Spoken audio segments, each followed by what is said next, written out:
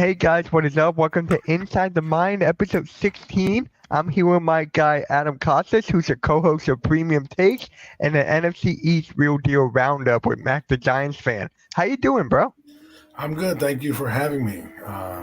Seen the series.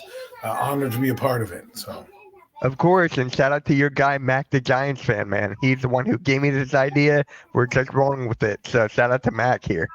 Max always got the brilliant ideas. Hence why, you know, I work with him because that guy is brilliant. So, Yeah. Shout out to Mac. He's such a great guy. But let's just get this started, shall we? How did you yeah. become a content creator? Your story process. Um, it's a long story, actually. I started back when YouTube wasn't what it is.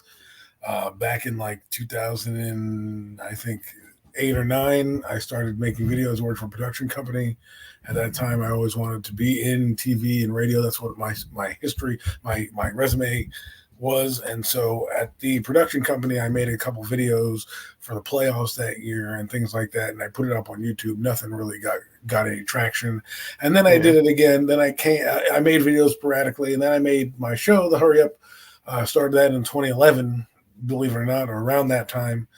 Uh, because I remember one epic video I made that I sent to my friends who at that time didn't really, like YouTube was still a baby at that time. It still was Right. in its inception, coming up, wasn't the conglomerate that it was then. So when I worked as an intern with the Giants, one of the guys told me you have to find your niche somewhere. So I decided to sit in front of the camera and start recording things and uploading them to YouTube and making a show. And usually the show was based on just what I saw on Sports Center. And Yeah.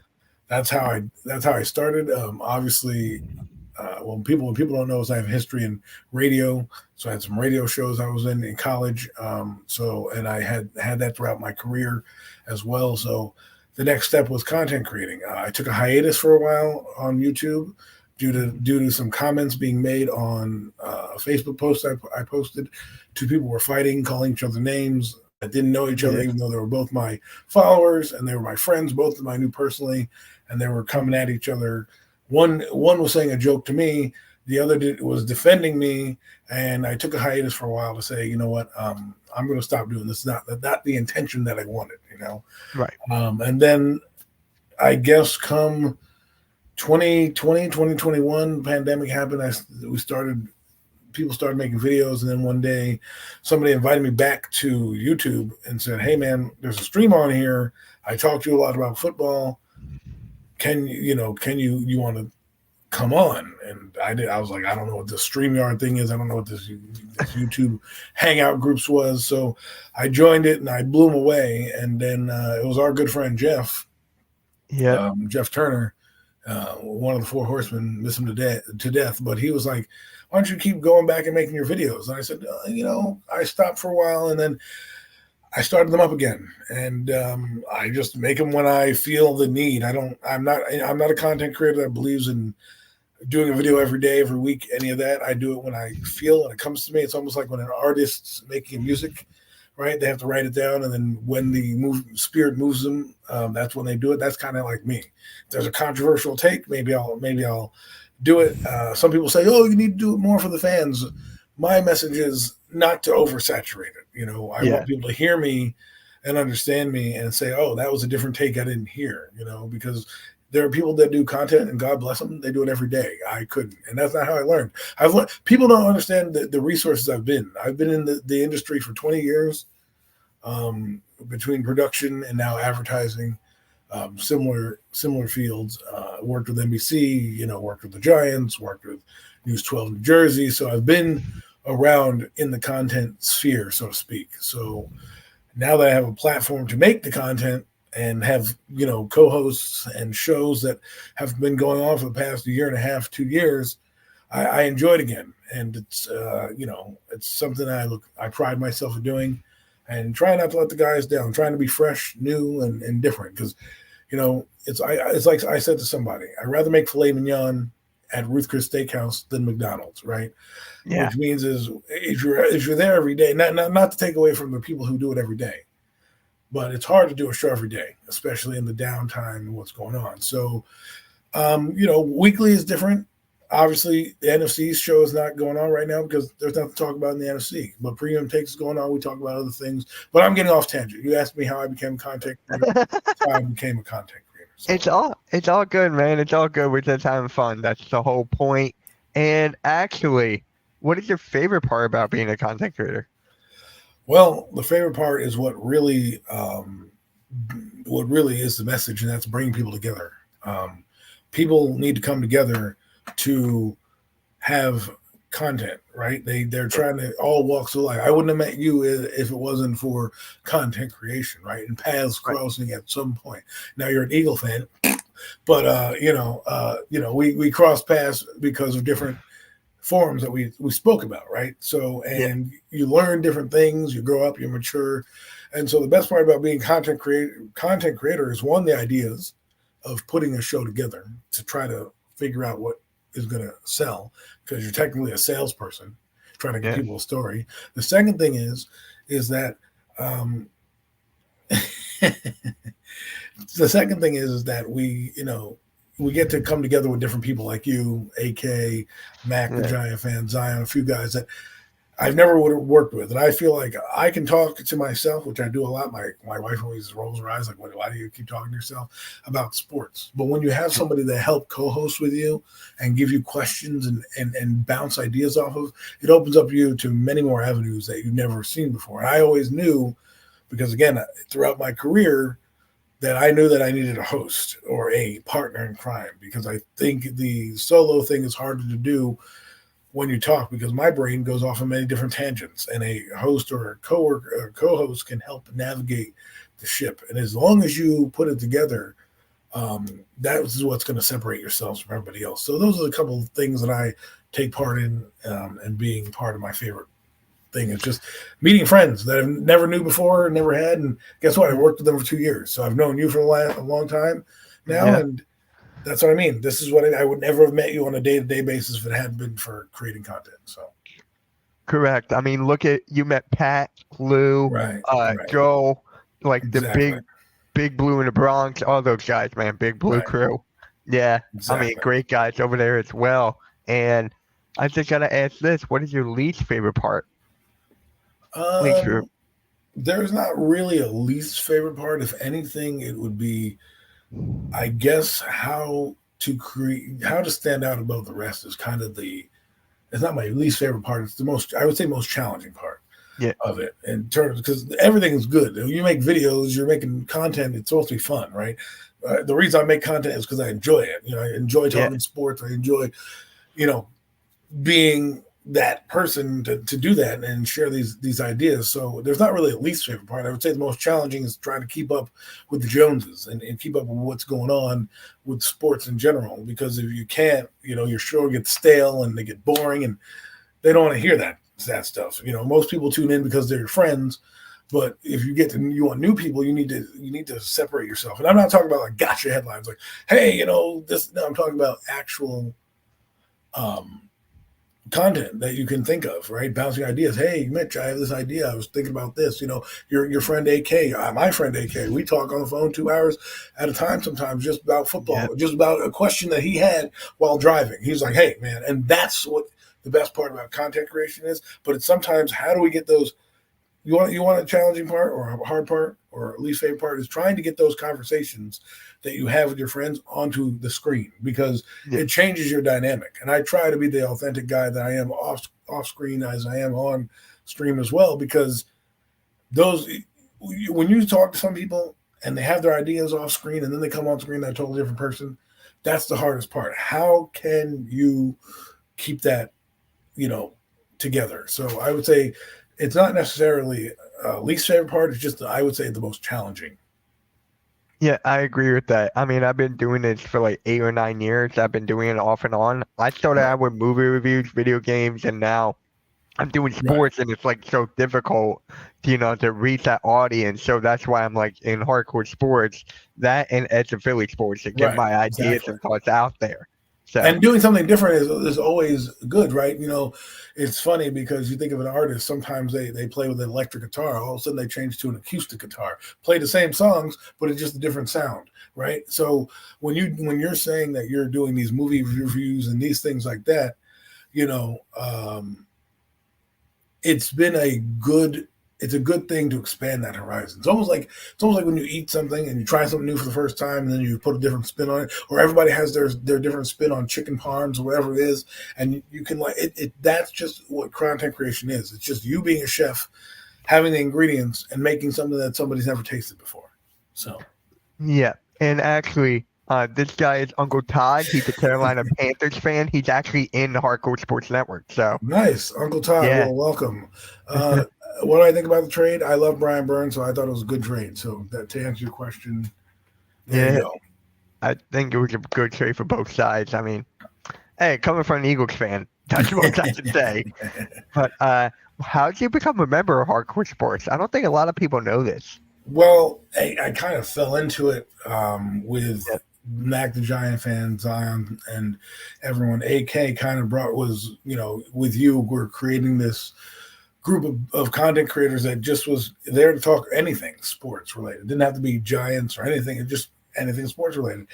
And AK came out and asked me and said, "Hey, would you like to be a part of this?" And we went back to the group, and it was really Jeff and Mac who kind yeah, of got us into it because Mac was like, "Hey, man, I think we should do it." And Jeff, obviously Jeff Turner, who I spoke about before, mhm, RIP, my brother, yeah, he kind of was like, "I think we should do this." And Matt goes, "It'll be a greater audience than we already have right now, and it's something that's new and fresh." And we said, "You know what? Let's roll with it," because we didn't want to be tied down. And the greatest thing about hardcore sports was they understood that, right? We're not yeah, getting paid yet. We're here, we're working, and when we do get paid, obviously, or if you do, that'll be something we discuss down the road. But it wasn't. There was no pressure, and it was people I already liked working with who understood that I'm a busy guy. Have two young kids of my own, so I have to be able to separate work, life, and radio. But I wanted to be a part of something, and so I decided to just, follow the guy's lead and say, "Hey, listen, I think it'd be a good idea to get our names out there." Obviously, we're on Spotify now, so you can mhm, listen to any of the content that way. So, I mean, it really was interesting way of doing it. I remember the conversation that AK had. He told me in private, he said, when we were having our normal football discussion, he goes, "Listen, man, I'm going to start a network." And I said, "Yeah." He's like, "I'd be honored to be a part of it." I said, let me know how it goes and, what we do. And maybe because I didn't want to commit something that I don't want to commit something that I'm not going to put 100% effort into. right, Right. So I wanted to make sure that, it was up and running or whatever. But then the other guys kind of just like, let's jump on with the show. And here we are. So, um, I'm not disappointed in it. I like Hardcore Sports Network. I think it's a great name. I think it's a great logo. I think where you've come from, you had 0 followers to now almost over 2,000 subscribers in a short period of time, and that's dedicated to the hard work that everybody puts in. And I'm glad to be a little piece of that pie. I can't say am the most famous or anything like that, but our show streams on Hardcore Sport Network, and I thank you as well for allowing guys like me, Mac, and Zion, and Jeff to share our thoughts and ideas in a yeah. platform that can bring us all together. Of course, of course. And I just gotta say this, man. If it wasn't for Jeff, I would not have met you, Mac, Zion. I Right, would not have met any of the Giants guys. Like right. none. So And he's a great conduit. This is what, like I said at the beginning of this, what content creating does, and especially sports, and the message that I had since I was a young guy, probably since I really realized I couldn't make it in the NFL. What was the greatest thing is when I went to my first game, and I had no idea who the person next to me was, but we're high fiving a touchdown. We're jumping up in the air, and that's the whole point about the sports. And that's what Sports Network was. Is I want a conversation. My message is different to everybody else. I'm not trying to fight you on your opinion. I care less about fighting you because you know yeah, why? Fighting you doesn't do anything. Some people like that. I like the energy. It's not the energy you want because nothing gets done. What I want is that you sit down, and this has been the message of my podcast, and the message of my elixir is I want you to be at your water cooler, you're working outside, you can listen to my podcast if you want, or our podcasts, and it's conversations. Like, oh, well, these guys are just ordinary guys, nothing about them, right? We don't have any producers. We're not these people who have set agendas. It's kind of like you just organically go. And I think that's what really gets it into it. I think that's why being a member of Hardcore Sports is so good because of the ideas. I've jumped on your Sunday show. I've jumped on shows across the network to just input things because people value, because you guys have said, hey man, we value your opinion and some of the things you say, because I'll be honest with you, content creation is hard. Yeah, It's like dating somebody. If they don't give you reassurance that you're the one, you're kind of stuck there like, what am I doing wrong? And when you guys go, hey man, we love your takes. Can you give us 10 minutes to a half hour on our show on Sunday? And I got time. I want to do it because I want to share and get my platform out there, obviously. So of I enjoy course. Yeah, and especially your take on Daniel Jones. I mean, it. especially that take, man. I Listen, mean, I'm done talking about that guy. I plead the fifth on him. I always look at it like this, and this is why I think it's funny when we talk sports. You either yeah, know or you don't, right? Those right. that know understand. Those that don't know try to make a case for something that's not right. And we can get into Daniel Jones another time, but I'm just saying, if you know, you know. Right. Yep. And actually, we just answered the next question. So here's the one after that. Something we may not know about you. Doesn't have to be Um, sports related. Something you may not know about me. Well, I'm a pretty boring guy. I love Star Wars. I'm a Star Wars guy. Not like a huge buff, but I do Yeah. occasionally watch the shows.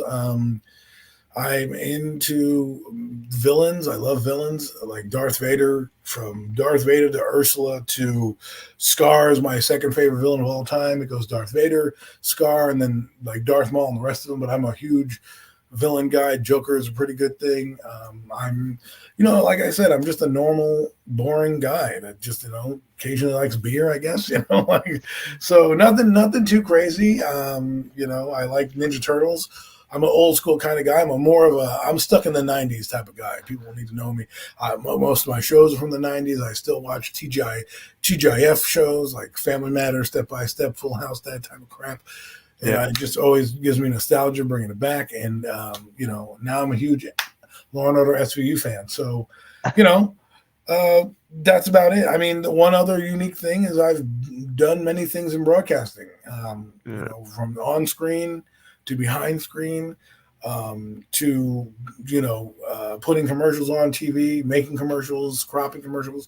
A lot of the things that you see the TV magic being done is done by somebody behind the screen that you may not know. That, it's funny when I watch TV, sometimes I can tell when somebody messes up. Hey, commercial break. My wife's like, well, how'd you know? Because, when you're in the business, you know these things. So now it's all automated. But we can get into that story later. Yeah.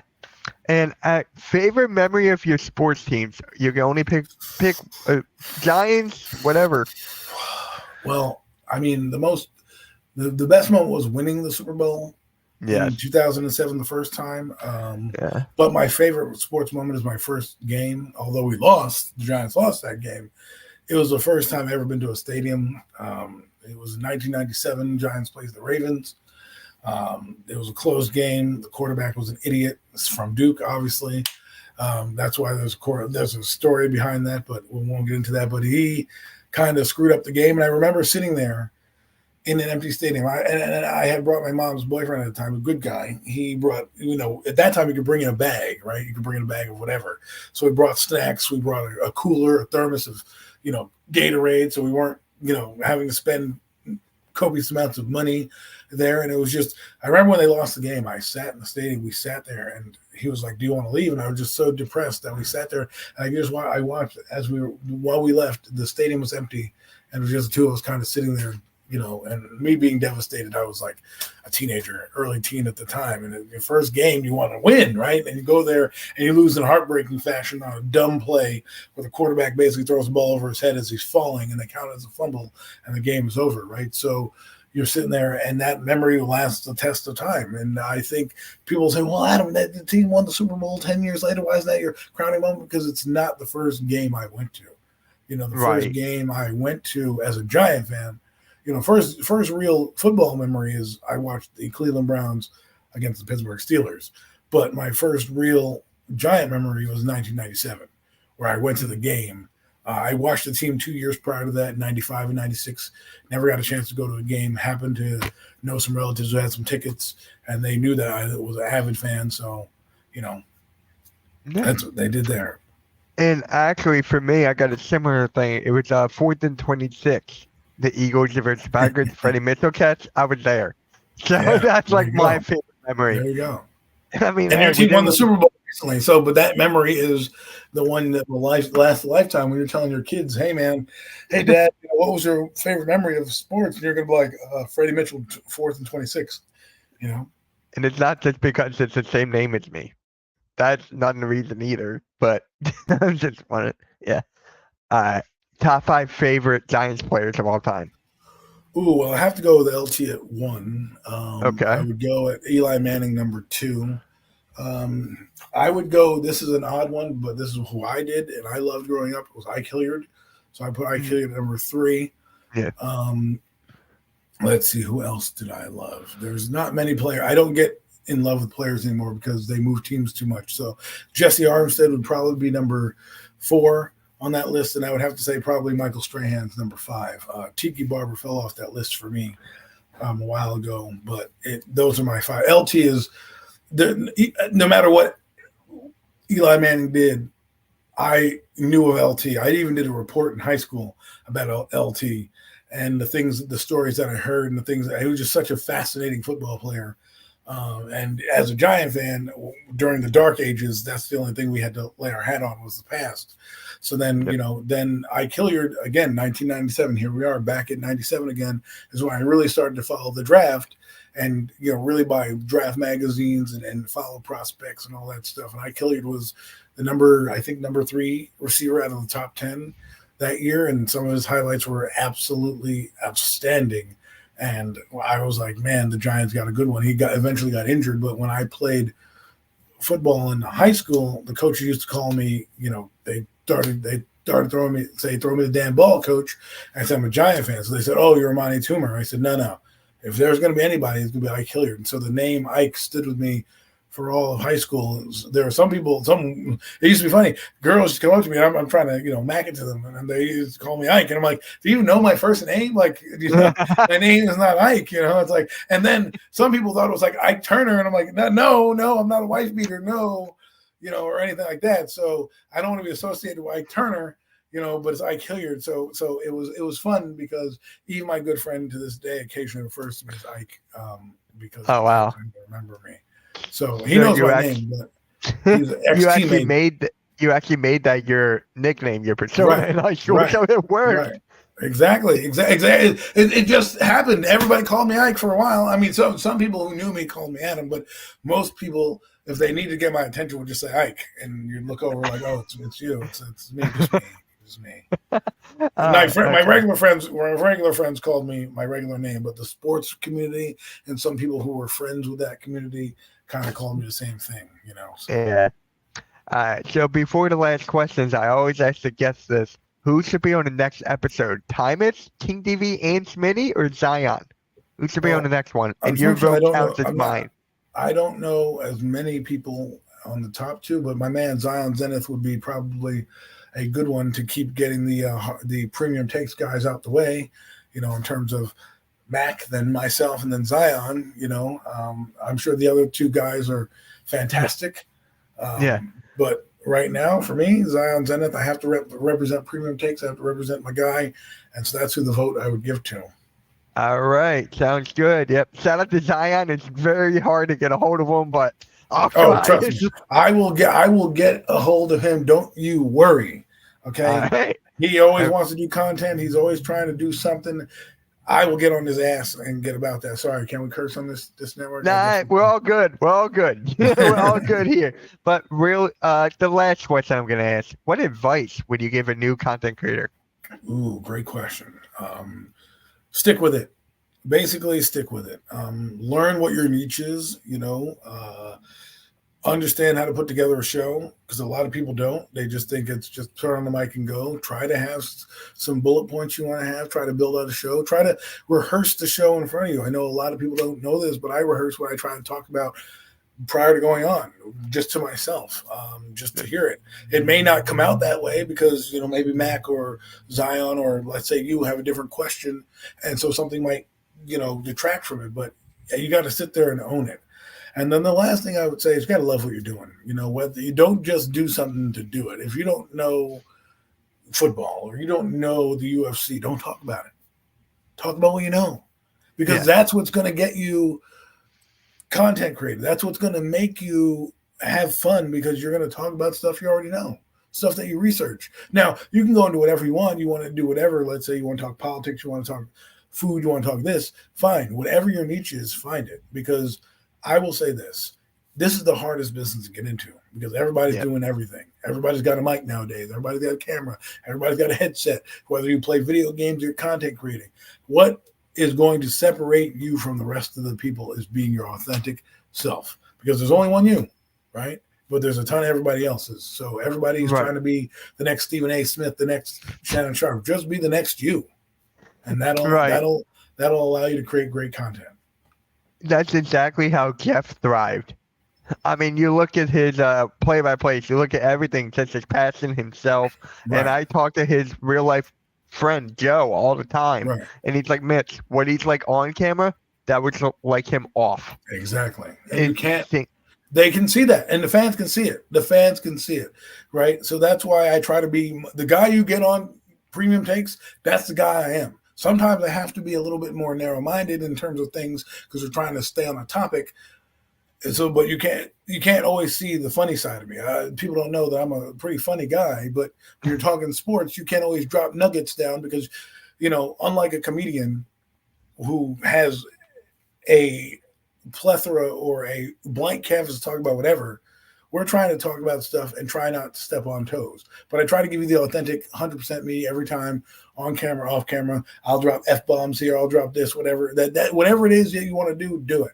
And just have fun with it. Because at the end of the day, you mentioned Jeff. That's what Jeff told me, a piece of advice that I kept going every time. And you don't think that somebody younger than you can give you more advice, but he said, just be yourself, Adam. He's like, you're one of the reasons why I create videos. Your passion, the way you do things. You were one of the reasons why I was inspired to make a channel. I said, well, Jeff, I'm just giving it to you real. I can't give you I can't sugarcoat shit. I just can't do it. Maybe for my kids, because I don't want them to, you gotta believe in the Easter Bunny or whatever. But, it's about being yourself, and that magic will come out. So yeah. So actually, one last thing before we end this. I don't know if you know this, but when Jeff and I got rated, I think it was by Tom Grassi or something. Yeah. He put your link in there and told everyone to subscribe to you. Wow. And that's how you gained like 10 or 15 that one day. Thank you. Well, I appreciate all the support that everyone gives me. I've been doing this a long time. I have knowledge. That's why I try to tell people, all the newcomers, Alex and Big Blue in the Bronx, I've tried it with him. I've given him advice, and it's seemed to have blossomed his career. Jeff, I gave him advice. I'm better as an advisor more so than the content creator sometimes yourself. Those people, the people who taught the superstars. That's the guy I try to be. I try to teach the superstars so they can take a piece of advice from me, hopefully use it, and then go out and be great on their shows. And just, I just try to give you realness. That's why when people tell me, well, Daniel Jones is this, I say, nah, man, I gotta give you what I see, because and the thing is this. Education doesn't necessarily matter in terms of what you know. It's just how you know it, and what spin do you bring? Because everyone can say the guy sucks, or this player is good, or this player is bad. Separate yourself. I'll tell a funny story before I go. Right. So my knowledge of sports prior to this, now I watch too much stuff to even keep count. But when I used to be focused on sports in high school and college, I told a friend of mine about this guy named Dan Marley. You might know who he is. Played for the Phoenix Suns back in the day in the NBA. Right. He used to shoot threes, but before that, he got the name Thunder Dan. And my older brother used to tell me, "Yo, man, you missed out. That guy used to dunk on everybody, and then he hurt his back."